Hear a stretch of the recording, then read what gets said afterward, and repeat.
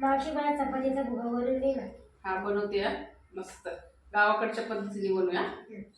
आज मेसमध्ये भरपूर चपात्या शिल्लक राहिल्या होत्या. तर सृष्टी मला म्हटली, मावशी मला याचा भुगा बनवून दे. तर चल म्हटलं गावाकडच्या पद्धतीने मस्त असा नाश्त्याला भुगा बनवूया चपातीचा. तर इथं चपातीचे तुकडे करून मिक्सरला बारीक फिरून घेतले. नंतर कढईमध्ये तेल गरम करून त्याच्यामध्ये जिरा, मिरची, कढीपत्ता आणि कांदा टाकला आणि कांद्यावरती थोडंसं मीठ टाकायचं आणि गुलाबी रंगावरती येऊपर्यंत कांदा मी चांगला परतून घेतला. नंतर थोडासा हिंग टाकला, मिक्स करून घ्यायचं. आता याच्यामध्ये पाव चमचे इतकी हळद टाकलेली आहे. हळद चांगली परतून घेतली कांद्याबरोबर. बारीक केलेला चपातीचा भुगा त्याच्यामध्ये टाकायचा आणि मस्त असा परतून घ्यायचा.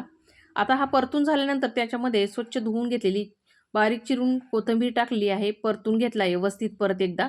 तर मंडळी हा नाश्त्यासाठी मी बनवला होता. तर सृष्टीला पण दिलेला आहे. तुम्ही पण या नाश्ता करायला. तर मंडळी आजची पहिली कमेंट होती नम्रता देवचाके यांची. धन्यवाद.